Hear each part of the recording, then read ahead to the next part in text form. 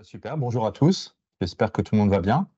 Nous sommes vraiment ravis de vous accueillir pour ce webinaire concernant la fabrique de Microsoft. C'est un sujet qui date maintenant de quelques mois, cette nouvelle offre. Et nous allons donc vous la présenter avec notamment Julien. Julien. Oui, bonjour à tous, Julien Larcher, donc je suis Tech Lead Microsoft chez Activision et je suis ravi d'être en ta présence aujourd'hui pour présenter ce sujet. Super, et moi-même donc Alexandre Tricot, je suis directeur technique pour Activision. Au niveau de ce webinaire, les questions sont posées au niveau du chat et on y répondra à la fin. Et nous allons donc commencer la présentation maintenant sur Activision. Donc on va pouvoir passer à la slide suivante.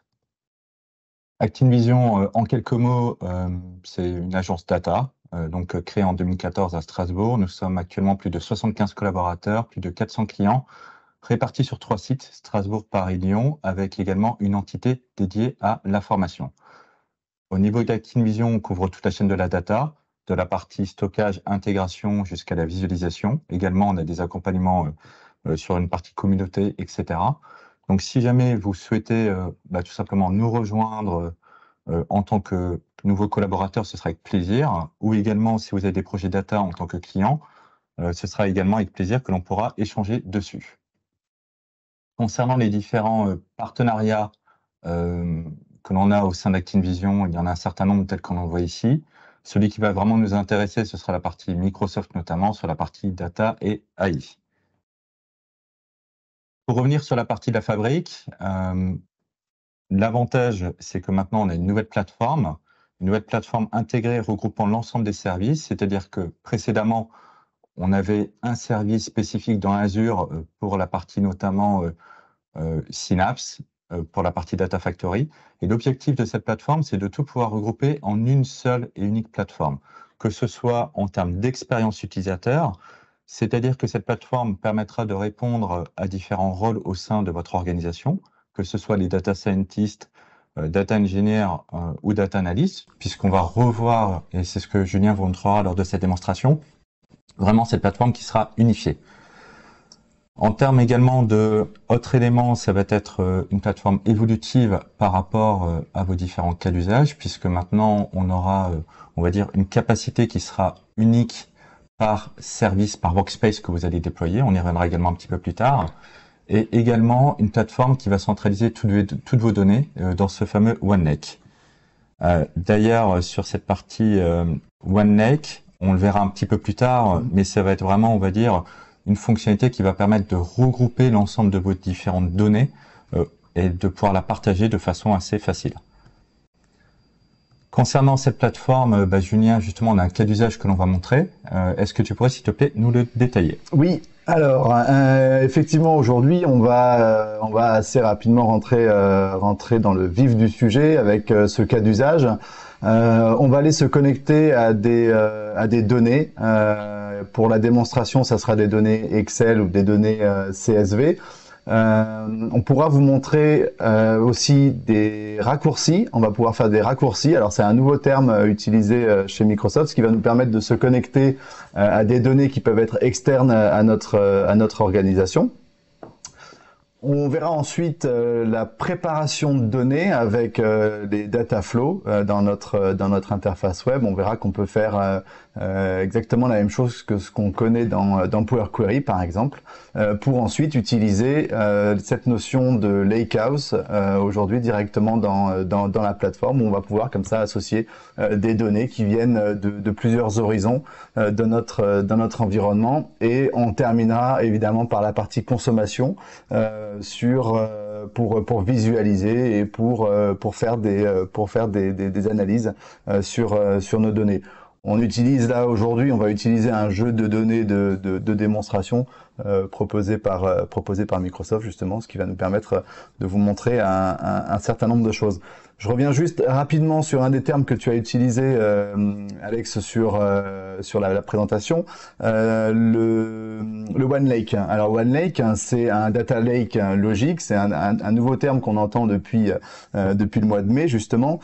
C'est un data lake logique qui va rassembler l'ensemble des données de l'organisation. Dans ce One Lake, on peut faire une comparaison un petit peu à OneDrive de Microsoft, que tout le monde, ou en tout cas beaucoup de monde connaissent. Et du coup, c'est un endroit où on va pouvoir rassembler comme ça toutes les données de notre entreprise et également créer des raccourcis, j'en parlais un petit peu avant, créer des raccourcis vers d'autres sources de données à l'extérieur. C'est super. Et concrètement, ce data lake logique, est-ce que tu pourrais schématiser, donner un exemple, par exemple, de qu'est-ce qu'on pourrait faire avec ce data lake logique? Alors, data lake logique, on va pouvoir, par exemple, se connecter à des sources de données d'autres cloud providers. Par exemple, alors aujourd'hui, dans l'offre de Microsoft, hein, on est sur une offre encore en preview. On va pouvoir se connecter à des données qui sont sur Amazon, par exemple. Il est prévu début 2024 qu'on puisse se connecter à des données qui vont être dans Google, par exemple sur l'offre Google. Donc, comme ça, on va pouvoir créer ces raccourcis et tout rassembler dans ce One Lake, dans ce data lake logique. On va pouvoir aussi utiliser des données non structurées. Des fichiers PDF, par exemple, des images, des fichiers CSV, bien entendu, des fichiers Excel, des données structurées avec des bases SQL Server, par exemple, pourquoi pas. Ça ouvre vraiment le champ des possibles puisqu'on ne sera plus obligé d'avoir les données dans Azure.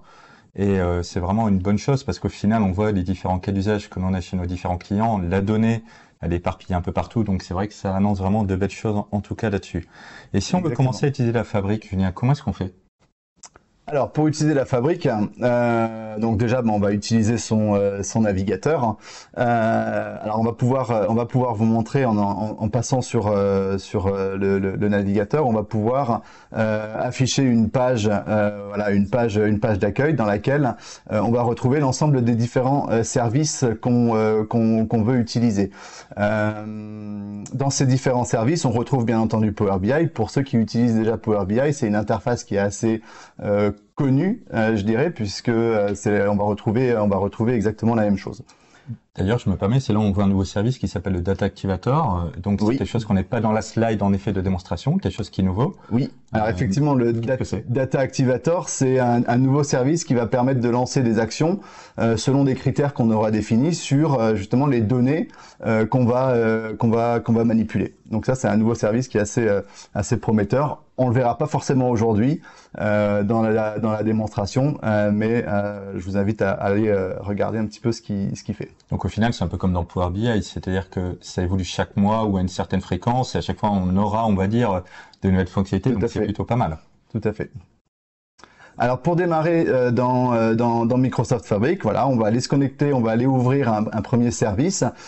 Et on va avoir besoin de créer un espace de travail. L'espace de travail, on connaît quand on utilise Power BI, hein, c'est un environnement qui va nous permettre de stocker des objets.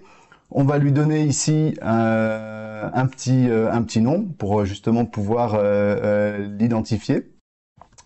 On va pouvoir, dans la configuration de l'espace de travail, on peut mettre aussi une petite description. Ça fait partie des bonnes pratiques, hein, pour rajouter des informations et retrouver le plus facilement possible. Ça, c'est quelque chose qu'on oublie souvent. C'est vrai. Une petite nouveauté également, les domaines, qu'on va pouvoir renseigner ici un domaine. Et on va cliquer sur notre petit bouton Apply qui va nous permettre de créer notre espace de travail. Et justement, là tu as parlé de domaine. Un domaine, c'est quoi? Alors un domaine, c'est un espace, c'est un nouveau système dans Power BI qui va nous permettre de rassembler comme ça des données d'une organisation par service métier, par exemple. Ok, stop. Et concernant justement la côté infrastructure, au final, est-ce qu'on a besoin de créer quoi que ce soit par rapport à la fabrique de notre côté ou comment Alors là, tu l'as vu, hein, quand on a créé l'espace de travail, je me suis connecté sur la plateforme Fabric. J'ai absolument géré aucune infrastructure, j'ai pas eu besoin d'instancier un serveur ni quoi que ce soit. Donc là derrière, c'est complètement transparent. J'ai créé mon espace de travail directement dans le portail. Et dans ton espace de travail, ça regroupera quoi? Au final, c'est un peu comme dans Power BI, où on aura des rapports, on aura des datasets. Alors oui, l'espace de travail, effectivement, on va pouvoir retrouver dedans les rapports, les datasets, les flux de données qu'on va utiliser, les lakehouses. On va le voir tout de suite après, la création des lakehouses et les différents fichiers et services en fait qu'on va pouvoir manipuler, en plus de ceux qu'on connaît déjà avec Power BI. Eh ben, c'est top. Donc là, tu évoquais justement dans le scénario de démonstration, c'est qu'on allait importer des données qui proviennent au final, qui sont en dehors de l'entreprise ou même dans l'entreprise. Est-ce que tu peux justement nous montrer comment faire? Alors, justement, donc on va démarrer en créant un premier lakehouse. C'est ce lakehouse qui va nous servir de base dans notre démo. Ça va être notre source de données. Dans ce lakehouse, voilà, on va lui donner un petit nom. Également, dans ce lakehouse, on va aller créer un premier raccourci, justement. On va partir du principe qu'un autre service de l'organisation a créé également son lakehouse et on va pouvoir comme ça aller se connecter à cet autre lakehouse qui va nous permettre de récupérer les données. Alors attention, les données ne sont pas récupérées, ne sont pas copiées, c'est un raccourci. Vraiment au sens raccourci du terme, au sens fichier, au sens Windows qu'on peut connaître. D'accord. Donc si jamais tu as une donnée qui est modifiée en amont, comment ça se passe? C'est directement répliqué au final alors? Alors effectivement, les données ne sont, comme dit, ne sont pas copiées, donc oui, c'est répliqué. On est connecté en direct sur la donnée. Donc si les données sources sont modifiées, c'est complètement transparent. Top. Donc là, je sélectionne mon lakehouse que mon autre service a créé. Et dans ce lakehouse, je peux voir que j'ai des tables existantes. Voilà, là pour la démonstration, on a des tables orders et orders detail qu'on va pouvoir utiliser. Alors je peux pas sélectionner les deux en même temps. Je vais devoir les sélectionner l'une après l'autre. Ce sera dans la prochaine version peut-être. Peut-être, effectivement. Je sélectionne ma table orders et là je vois dans mon lakehouse Webinar Fabric que j'ai ma table qui est remontée. Je vais aller sélectionner, je vais aller récupérer mon autre table, Orders Details. Et là, j'ai récupéré du coup mes deux tables. Donc là, je suis bien sur un raccourci. Mes données n'ont pas été copiées. Elles restent sur le lakehouse d'origine. Simplement, je les ai ramenées pour pouvoir les utiliser dans mon environnement, avec mes droits, avec mes sécurités, avec mes informations. Top. Donc là, au final, on va avoir un aperçu des différentes données qui se trouvent dans les orders. Ouais. Très bien. Maintenant, ce que je souhaiterais faire, c'est typiquement pouvoir les requêter. Est-ce que c'est possible justement déjà à cette étape-là de faire? Tout à fait. Je savais que tu allais me poser la question et du coup, on peut aller sur l'interface SQL Endpoint qui va nous permettre de requêter, de faire des requêtes SQL. Une interface un petit peu connue de ceux qui connaissent l'environnement SQL Server aussi, avec sur la gauche l'arborescence des différentes tables. Et ici, je me retrouve dans mon éditeur de requêtes où je vais pouvoir taper une requête. J'ai même une complétion, ce qui va bien, pareil au final des éditeurs classiques. Exactement. Et là, je fais ma requête sur ma table orders et je vais voir qu'assez rapidement j'ai un résultat ici sur le nombre de lignes, par exemple. Donc instantanément, on a le résultat. Et maintenant qu'on a créé au final notre espace de travail, on a créé notre lakehouse qui sera au final notre destination finale de données. On a importé des données. Généralement, on a des étapes supplémentaires à faire. Comment on procède justement avec cet outil Fabric, cette solution Fabric pour le faire? Ouais. Alors effectivement, là, on va avoir la possibilité de rajouter des données dans notre lakehouse. Là, on a vu qu'on avait créé un raccourci. Maintenant, ce qu'on va faire, on va créer un flux de données. On va aller se connecter à une source de données. Donc là, je vais utiliser Dataflow Gen 2 pour créer mon flux de données. À partir de là, je vais me connecter sur une source. On va utiliser un fichier Excel. Mais avant ça, je vais pouvoir vous montrer l'ensemble des connecteurs qui sont disponibles. Donc là, je suis toujours, vous le voyez, sur ma plateforme, sur mon portail web. Et je vais pouvoir me connecter à un certain nombre de sources de données. Ici, si j'affiche l'ensemble des sources de données, on va voir qu'il y en a quand même une ribambelle. Un peu comme dans Power BI, j'ai envie de dire, on trouve énormément de connecteurs, même Data Factory, c'est top. Exactement, on va pouvoir utiliser l'ensemble de ces connecteurs. Là, pour la démonstration, Aujourd'hui, on va utiliser nos fameux fichiers Excel. L'interface qui va nous permettre ici d'aller chercher directement dans le portail le fichier Excel qu'on va utiliser. Ici, on va utiliser product.xls et on peut le drag and dropper directement dans notre interface. Alors, ce qu'il fait derrière, tout simplement, c'est qu'il va copier notre fichier en local et il va le déplacer dans notre OneDrive. Une fois qu'on a fait ça, on peut cliquer sur continuer pour justement avoir un aperçu. Et là, on se retrouve dans une interface qu'on connaît également pour les utilisateurs de Power BI, où on va pouvoir avoir un aperçu de notre jeu de données pour ensuite basculer sur notre interface d'édition et de flux de données.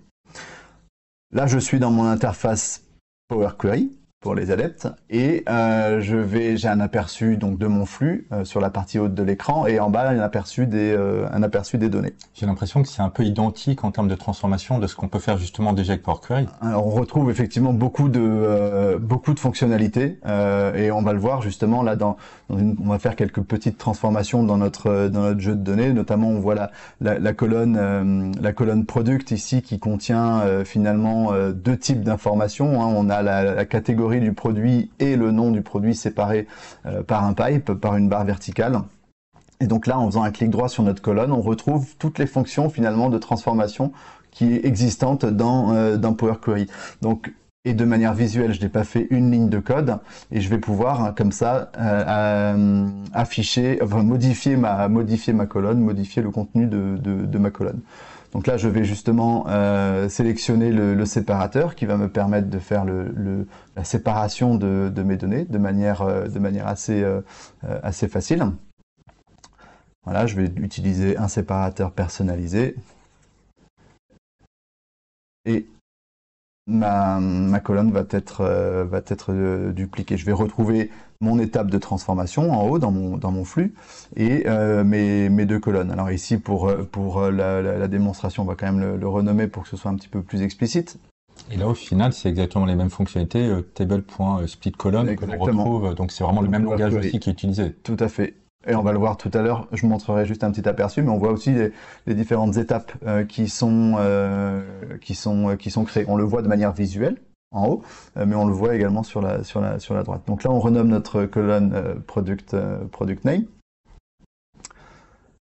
Et comme voilà, donc là ici, juste pour montrer, on voit les différentes étapes, les différentes étapes de transformation sur la partie droite, et on va pouvoir comme ça les supprimer, les renommer éventuellement pour bien appréhender nos transformations. Et tu as aussi une petite aide, j'ai vu, pour justement si on a besoin d'aide sur une fonction, sur autre chose qui va permettre de nous aider aussi. Tout à fait. Donc pour continuer, donc là c'est très bien, on a fait une petite transformation dans notre fichier Excel, mais comme tout flux de données, ce qui va être sympa, c'est de pouvoir utiliser une autre source de données. Donc là je vais aller utiliser un autre fichier CSV, donc même principe, je me connecte à mon fichier CSV, je l'importe dans mon environnement et je vais le rajouter à mon flux de données. Donc là, j'ai un aperçu de ma source de données, de mes colonnes, pour voir si je me suis pas trompé de fichier. Et à partir de là, je vais pouvoir faire une jointure, par exemple, déjà vérifier que j'ai bien mes données. Je vais juste renommer ma feuille 1 pour que ce soit un petit peu plus explicite. Et ici, je vais faire ma jointure justement avec ma table catégorie. Donc là, on va faire nos relations, les jointures qu'on connaît, les left, les right, les inner et ainsi de suite. Et on va pouvoir directement le faire dans notre interface. Et donc là, ton objectif, c'est de récupérer un identifiant alors. Exactement. Okay. Exactement. Là, je veux aller récupérer l'identifiant de ma catégorie pour que ce soit un petit peu plus performant pour la suite. Et là, j'ai pas fait une ligne de code. Tu vois, j'ai pas fait de SQL pour l'instant. J'ai pas fait une ligne de code et je vais pouvoir continuer. J'ai ma colonne catégorie qui est apparue en bas dans la partie basse que je vais pouvoir éclater, si je puis dire, pour aller sélectionner, déplier, pour aller sélectionner mon ID justement que je souhaite avoir. Donc voilà, je vais sélectionner l'ID de ma colonne catégorie. Et là, tu as ton résultat final quasiment alors. Alors là, effectivement, on a déjà un premier résultat et ce qui va nous permettre pour la suite. Alors, on va là dans les différentes données qu'on a récupérées, il nous manque encore une étape, c'est de déplacer ces données, de les mettre à disposition justement dans notre lakehouse. Et c'est là qu'on a la possibilité dans cette interface d'aller sélectionner une destination. On le voit, on peut le cibler, en cible, on peut utiliser une base SQL, pardon. Mais là ici dans notre démonstration, on va utiliser évidemment le lakehouse qu'on a créé. Donc ici, on sélectionne la connexion, donc c'est la connexion Lakehouse, on l'a déjà sélectionné, et on va aller ensuite cliquer dans l'arborescence sur le Lakehouse auquel on a le droit. Donc là, ici, on voit toutes les informations auxquelles on pourrait se connecter. Je vais bien évidemment utiliser le Lakehouse qu'on a créé pour la démonstration, donner un petit nom à ma table de destination. Ici, on peut revoir les différents types, les différentes colonnes qu'on va créer dans notre table et les différents types qui sont utilisés. Et on va pouvoir comme ça publier notre table dans notre lakehouse. Donc là, tu as créé une dimension produit. Là, j'ai créé une dimension produit sans une ligne de code et en me connectant à deux types de fichiers, de données. Alors, deux types de fichiers plats, je dirais, mais deux types de données quand même. On va publier notre data flow. On va voir que ce data flow va être publié dans notre espace de travail. Donc data flow 1, on voit un petit peu qu'il est en train de se rafraîchir. Donc c'est aussi un environnement qu'on peut planifier. On peut lui demander de mettre à jour la donnée de manière planifiée. Là, je lui donne un nom aussi pour qu'on puisse le retrouver plus facilement. Et si je reviens dans mon lakehouse, justement, dans mon lakehouse Webinar Fabric, ici, je vais retrouver ma table DIM Product.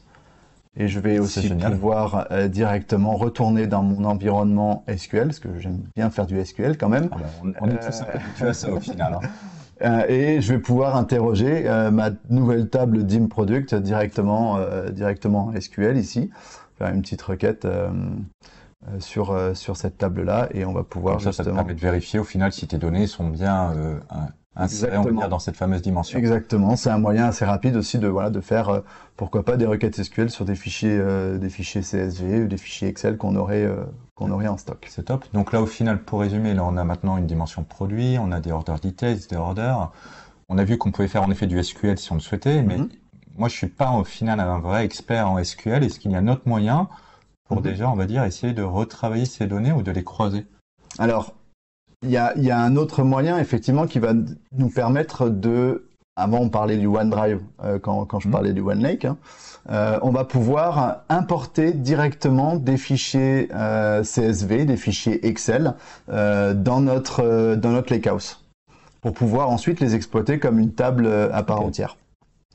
Donc, pour ça, première solution, on va pouvoir utiliser l'interface web. On est dans l'interface web ici. Donc, je vais pouvoir aller cliquer sur mon petit bouton Upload pour aller chercher justement mes différents fichiers que j'ai en local et que je vais pouvoir utiliser. Donc là, en cliquant sur le petit bouton Parcourir, on va récupérer nos fichiers CSV. Donc là, j'en sélectionne 4. Et donc, par rapport à ces fichiers, ça fait quoi? Ça fait une copie alors aussi dans le OneLake? Alors, ça fait une copie, effectivement, ça les ramène dans le OneLake. Et là, on va le voir, dans mon interface, dans mon explorateur Windows, j'ai aussi un outil qu'on peut utiliser, au même titre que le OneDrive, un outil qu'on peut utiliser pour justement utiliser l'explorateur Windows directement dans notre interface. Donc là, je suis sur mon explorateur. Et là, voilà, j'ai le OneLake Microsoft Preview et je retrouve mes différents lakehouses et notamment mon Webinar Fabric. Et si je vais dans mes fichiers, dans mes files, voilà, je retrouve les différents fichiers que je viens d'importer. J'aurais pu faire un copier-coller. J'aurais pu faire effectivement un copier-coller directement de mes documents dans cet environnement. Ça peut être très pratique si jamais tu as des fichiers de budget ou autre que tu n'as pas forcément, on va dire, la main dessus, tu veux juste faire un glisser-déposer pour commencer à changer ta donneur. Exactement. Du coup, une fois qu'on a ces fichiers dans notre lakehouse, donc là, ils sont en tant que fichiers encore dans le lakehouse, on va pouvoir les convertir en tables, justement pour les importer dans notre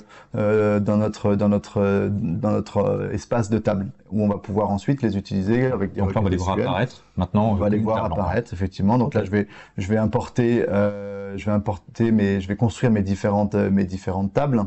Donc là, j'ai importé la table Customer, je vais prendre ma table Employees également pour construire finalement dans cette démonstration-là mes différentes dimensions. Bah, et donc une fois que... Et maintenant, ça sera faire quoi alors la prochaine étape? Alors une fois que c'est... Alors juste pour terminer, hein, pour montrer encore cette étape-là, on va pouvoir également ici basculer, je reviens encore sur cette partie SQL, mais on va pouvoir basculer sur notre interface SQL justement pour aller un petit peu plus loin peut-être dans nos requêtes et dans l'exploitation des données qu'on voudrait en faire. Pour montrer encore une fois, on peut faire de la requête SQL sur les tables qu'on vient d'apporter, sur le DIM Customer. Et on va pouvoir, alors une des nouvelles fonctionnalités qu'on peut retrouver ici dans cette interface justement, c'est Visual Query. On va pouvoir construire une requête de manière visuelle, sans une ligne de code. On va pouvoir comme ça utiliser les fonctions de drag and drop et construire notre requête directement dans notre interface. Là, j'ai déplacé ma table Orders, j'ai déplacé ma table DIM Employee. Je vais pouvoir déplacer, par exemple, je vais pouvoir déplacer une autre table. Et là, je vais pouvoir faire mes requêtes, mes jointures entre mes différentes tables pour tester, pourquoi pas, pour tester ma donnée et voir un petit peu ce que j'ai. Donc là, j'utilise les fonctions de merge. Donc un peu similaire à ce qu'on retrouve dans Power Query, dans la transformation qu'on a fait avant. Et donc, c'est un peu comme une vue. Alors, au final, j'ai l'impression, c'est-à-dire que derrière, tu es en Visual Query, c'est une vue. On construit une vue. Code SQL. Exactement. Que des étapes de transformation. Mais dans ce cas-là, la question que j'ai, c'est quoi la différence avec des étapes que tu nous as montrées précédemment, notamment avec Power Query? Au final, j'ai l'impression que ça revient un peu quasiment au même. Alors, ça revient pas tout à fait, parce que dans Power Query, en fait, on peut sélectionner différentes sources de données. Et on peut surtout sélectionner une destination. Là, c'est pas forcément le cas. Là, la source de données, c'est forcément celle qu'on utilise ici, donc là, notre lakehouse. Et on n'a pas forcément de destination. Là, les données vont être pas d'autres destinations. On peut pas déplacer nos données. Et en termes de transformation, on va être aussi un petit peu limité, effectivement. Okay. Donc, il faut vraiment le voir ça comme une vue. Il faut voir ça comme une vue, effectivement, quand on a besoin de débugger un petit peu des données. Si on continue la démonstration, donc là on va faire notre jointure entre la table Orders, notre table Customer, sur notre champ Customer ID par exemple, et on va voir de manière visuelle qu'on obtient les différentes relations. On voit qu'on a nos deux tables, donc là c'est pareil, je vais pouvoir les exploiter et sélectionner uniquement les informations que je veux voir. Donc pour la table Orders, pour la table Customers, par exemple. Et pour les adeptes, il y a toujours une capacité de voir en SQL, au pire, si jamais les personnes... Exactement, on peut basculer sur une vue SQL, effectivement, si vraiment on veut voir du SQL. Une autre fonctionnalité qui du coup ici va nous permettre de voir les données à proprement parler, c'est la fonction de voir les résultats, Visualize Result. Là, ça ouvre Power BI. Et là, on est sur une interface Power BI, alors un petit peu plus light, il n'y a pas le bandeau en haut, mais on va pouvoir construire ici directement à partir de la vue qu'on vient de créer en Visual Query, on va pouvoir construire ici un premier rapport, des visuels pour aller contrôler nos données, pour aller faire des premières analyses, pourquoi pas, et on va voir aussi qu'on peut enregistrer ce rapport. Donc tout est vraiment bien intégré dans la plateforme Fabric, on le voit là, entre Power BI, tout est lié et c'est plutôt assez intéressant. Tout est unifié, effectivement il y a tout au même endroit, et là pour aller contrôler les données, on va juste pour montrer le cas ici, on va pouvoir utiliser des filtres. Je vais utiliser un filtre de date ici pour limiter un petit peu les données qu'on va manipuler. Je vais utiliser les données de cette année uniquement. On va pouvoir créer une petite carte à partir de nos données pour avoir la répartition du nombre de commandes, par exemple, dans le monde sur notre jeu de données. On va pouvoir créer aussi un petit bar graphe pour avoir la répartition un petit peu plus détaillée par ville. Alors pour montrer qu'on est dans une interface Power BI absolument pas limitée en termes de fonctionnalité. Ici, on va pouvoir utiliser les paramètres d'édition des graphiques pour améliorer un petit peu les visuels et respecter les bonnes pratiques de data visualisation. On va pouvoir modifier l'ensemble des paramètres. Il n'y a vraiment aucune restriction dans les paramètres à utiliser ici. On va pouvoir créer un autre visuel pour suivre l'évolution dans le temps du nombre de commandes. On garde tout, interaction, etc. Et on va le voir. Non, on garde tout. On peut utiliser même pour ce type de graphique une fonction un petit peu avancée qui est le zoom slider qui va nous permettre de zoomer sur une période en particulier de notre graphique. Effectivement, là on est typiquement dans l'interface Power BI et on va pouvoir utiliser les fonctions d'interaction. On voit sur la partie droite aussi tous les champs qu'on utilise. Et quand je vais sélectionner un point sur ma carte ou une ville dans mon graphique, on va avoir le détail, on va avoir les éléments qui vont être filtrés. Je peux enregistrer du coup ce rapport que je viens de faire comme un rapport à part entière. Je vais l'enregistrer dans un espace de travail auquel j'ai droit d'accéder et je vais pouvoir le mettre à disposition comme ça de mes collègues éventuellement et pouvoir éventuellement revenir dessus. Donc c'est top. Donc c'est-à-dire que là directement dans Power BI, ils vont pouvoir consulter le rapport que tu as fait. Il peut être utilisé, j'ai envie de dire, soit pour analyser la donnée sur une certaine étape, exactement, ou soit derrière s'appuyer dessus pour créer un rapport. Exactement. Alors une fois qu'on a enregistré, justement, on va pouvoir le retrouver dans notre espace de travail. Donc là, si on revient, je vais revenir dans notre espace de travail pour justement montrer l'enregistrement de ce rapport. Et on va pouvoir voir qu'à partir de là, on pourra aller plus loin, un petit peu plus loin dans l'utilisation de ce jeu de données. Donc là, tu retournes dans le workspace où tu as enregistré et on voit le. Juste faire un petit refresh pour rafraîchir la page parce que le rapport n'était pas encore présent. Mais voilà, ici, là, j'ai mon rapport Visual Query. Je clique dessus, j'y accède comme un rapport Power BI classique. Je peux utiliser les fonctions de partage, je peux commenter, je peux m'abonner aussi, je peux créer des abonnements à ce rapport, vraiment comme un rapport à part entière. On peut aussi le télécharger pour éventuellement utiliser le jeu de données et faire ses propres analyses. Pour des fins de recettes, c'est pas mal du tout. Exactement. Du coup, une fois que ce modèle de données que ce visuel est créé, on va montrer en fait un autre moyen d'utiliser le jeu de données dans Power BI, enfin dans l'environnement Fabric, pardon. C'est directement au niveau du Lakehouse, on va utiliser les fonctions pour créer un nouveau dataset, un nouveau jeu de données qu'on va pouvoir mettre à disposition de nos utilisateurs. Donc là, on a une fonction nouveau Power BI, nouveau jeu de données Power BI. Encore une fois intégré directement dans l'interface. Directement intégré, donc on n'a pas pas à gérer de chaîne de connexion ou autre. On est directement dans notre Lakehouse et on va du coup on va créer notre modèle de données. Donc là, il va nous proposer dans un premier temps les différentes tables qu'on veut sélectionner. Alors évidemment, un nom, on va lui donner un nom puisque ce jeu de données va se retrouver dans notre espace de travail. On va sélectionner les différentes tables qu'on veut voir dans notre modèle de données. Et alors là, en dessous, en fait, il y a d'autres tables. C'est des tables plutôt techniques qu'on va pouvoir utiliser pour des statistiques et voilà, exactement. Mais là, pour notre jeu de données, je suis toujours dans mon interface web. dans lequel je vais pouvoir créer mes relations entre mes différentes tables et ici créer mon magnifique schéma en étoile pour un usage dans Power BI. Donc je peux déplacer mes différentes tables pour le rendre un petit peu plus visuel et faire mes relations en drag and drop, toujours aucune ligne de code.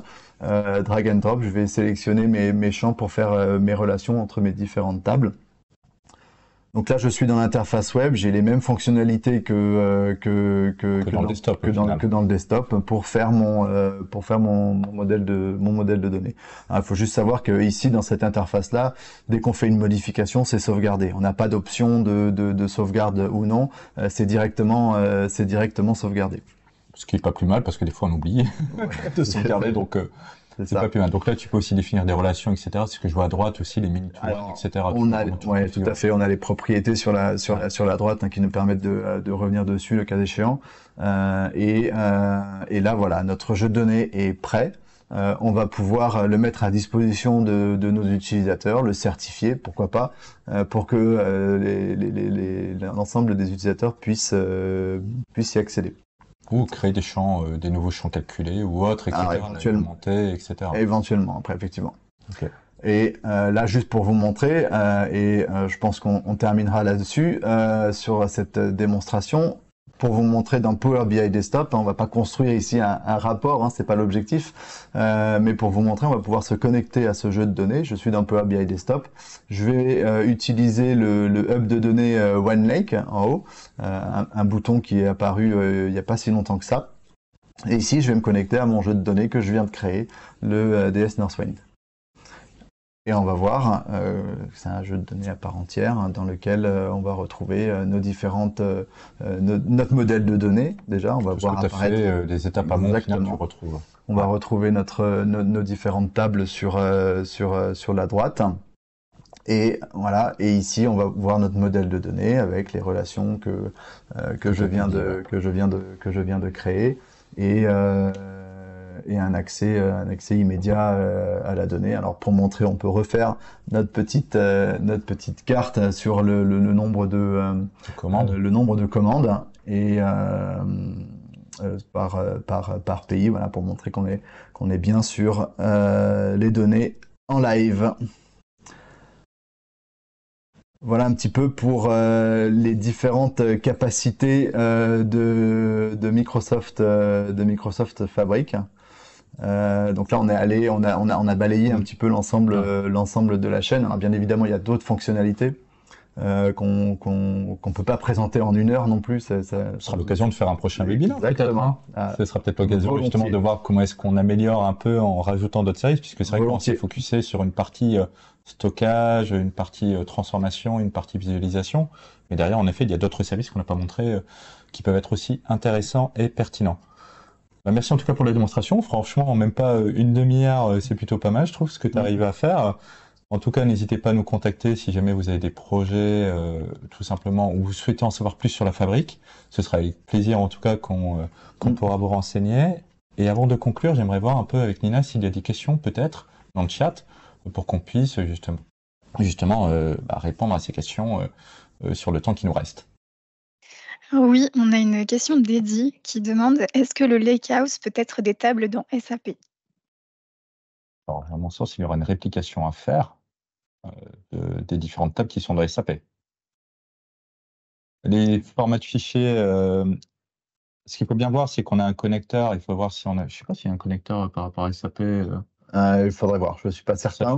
Mais il faudrait voir si on a un connecteur. Ce qui est sûr, c'est que la notion de raccourci aujourd'hui est valable uniquement pour les données qui sont dans Amazon aujourd'hui, bien sûr dans Azure.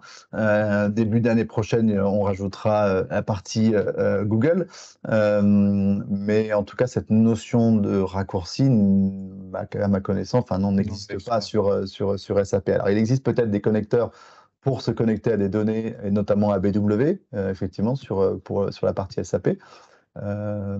Sinon, une autre possibilité, c'est peut-être d'extraire les données et de les mettre directement dans ce OneLake, dans ce long format que tu nous as montré, ou voir s'il y a un connecteur natif, en effet, qui permet directement d'interroger. Et là, en effet, on voit qu'on a des connecteurs qui sont présents sur la partie SAP, ANA, etc. Au bout des W. Tout à fait. Ensuite, questions? on a une question de Rachid qui demande si les données sont-elles modifiées dans les sources de données ou sont-elles répliquées dans le Lakehouse OneLake? Alors, elles sont, pour un raccourci, elles sont modifiées dans la source de données et le raccourci pointe vers ces données. Donc, elles ne sont pas déplacées. Donc, une fois que les données sont modifiées, on y accède de manière transparente, comme si on était connecté sur la source. Les fichiers sources ne sont pas modifiés au final. Les fichiers sources ne sont pas modifiés. Voilà. Ensuite, il y a une question de François-Xavier qui demande comment gérez-vous les données non structurées JSON et est-ce que OneLake convertit les JSON en parquet? Alors, il y a des étapes intermédiaires qu'il faut faire, en effet, pour directement intégrer les fichiers JSON. C'est pas. Alors, comme au final, il y aura une étape intermédiaire qui devra faire mon fichier JSON, je vais le transformer. Ça, il n'y aura pas le choix en termes d'opération. Soit on le fait via les outils de transformation, soit derrière, on peut écrire des petites mécaniques qui permettent de le faire. Ensuite, comment gère-t-on les autorisations à différents rôles et groupes utilisateurs qui doivent voir ou ne pas voir certaines données? Alors ça fait partie de la gouvernance. Alors on n'en a pas trop parlé dans cette démonstration. Je pense que ça nécessiterait peut-être un petit peu plus de temps pour y répondre, mais on va pouvoir gérer les autorisations dans les espaces de travail et au niveau des différents composants, au niveau des différents objets, comme on le fait avec les composants Power BI. Donc la gouvernance, alors, et il y a aussi cette nouvelle notion de domaine qui va nous permettre de rassembler comme ça des informations par service dans une organisation et comme ça cataloguer, organiser les informations. En termes de gouvernance, il y a vraiment pas mal de choses à faire au niveau des espaces de travail, mais aussi au niveau des objets qu'on va pouvoir retrouver dans l'espace de travail. Ensuite, une autre question, comment se fait l'enregistrement des métadonnées et est-ce qu'il y a une gestion du lignage des golden records dans un MDM? Alors, là aussi, je pense que ça nécessiterait un petit peu plus de temps pour répondre. Du lineage, oui. Il y a cette notion de lineage dans l'interface Power BI. Ce qu'on connaît actuellement avec justement la possibilité de voir tout le chemin, toutes les relations qu'il existe entre les sources de données et les rapports. Après, pour la partie MDM, donc là, il y a aussi des possibilités pour interroger les données plutôt techniques. Donc voilà, après, moi, je serais ravi de pouvoir aller un petit peu plus loin dans cette question. Si la personne est intéressée, elle peut nous recontacter. Ensuite, dernière question, est-ce que ça améliore les performances de Power BI de faire ce travail en amont et si oui, pourquoi? Alors là, oui, moi je dirais que oui, ça améliore les performances au niveau de. Alors, il y a deux choses. Deux informations à prendre en compte à mon sens. C'est déjà le fait que dans Power BI, maintenant, on peut être connecté en direct au final à ce OneLake, on n'est plus obligé de passer en mode import. Ce qui veut dire que derrière, on a, j'ai envie de dire, cette connectivité qui est transmise et qui est possible. Le second élément, c'est que derrière, en effet, les différents éléments proposés permettent de requêter directement cette donnée euh, qui peut être volumineuse, et au final, ce sera plus le OneLake qui va travailler et comment c'est structuré les données de ce OneLake vont faire en sorte que les performances seront meilleures. Donc, ce que j'ai envie de dire, c'est que ces différentes étapes, le fait de passer sur ce OneLake vont améliorer les performances, mais derrière, ça n'empêche pas que côté Power BI, il ne faut pas non plus faire tout et n'importe quoi en termes de affichage, parce que derrière, il y aura forcément des traitements qui vont être un peu plus longs que d'autres. Donc la réponse est oui, ça améliorera forcément les performances. Et on a également cette capacité de ne pas oublier de calcul qui va être également présente côté, à un moment donné, que ce soit la partie fabrique ou Power BI.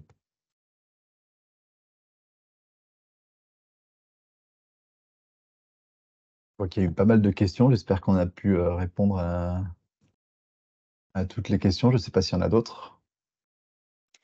Si, il y a une autre question. Quels sont les coûts engendrés par cette solution? Engendré.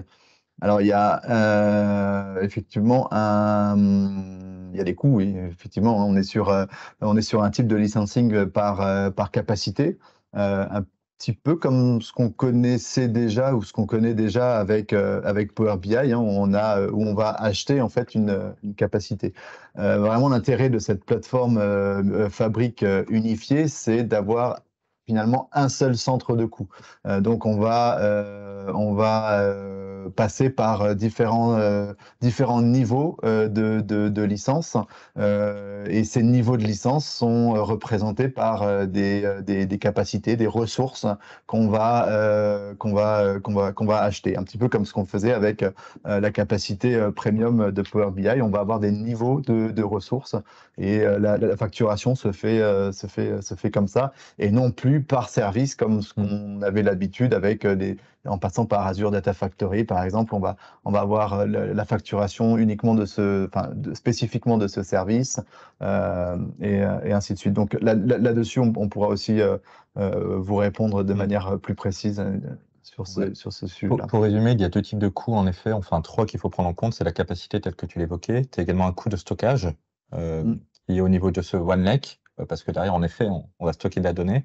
Mais le coût, il n'est pas énorme, hein, c'est à peu près 0,023 $ par gigabit. Donc, c'est pas énorme. Et dernier coût, c'est ça, faut voir en fonction de où est-ce que vous allez chercher la donnée, mais il y aura peut-être des coûts sur la bande passante. Donc, c'est vraiment les trois types de coûts qu'il faut prendre en compte, en tout cas dans ce type d'architecture, de nouvelle architecture que l'on peut mettre en place. Il y a encore une question. Est-ce que Fabric annonce une fin future de Azure Data Factory? Ça, c'est une bonne question. Alors, c'est une bonne question, mais je pense pas. Je pense que ce service Fabric utilise justement les autres services existants. Je pense qu'en fonction de l'usage, de l'utilisation de chacun, on va trouver de l'utilité dans l'unification de tous ces services. Après, chacun peut utiliser un Azure Data Factory, un Azure SQL Database ou tous les autres services Azure de manière indépendante.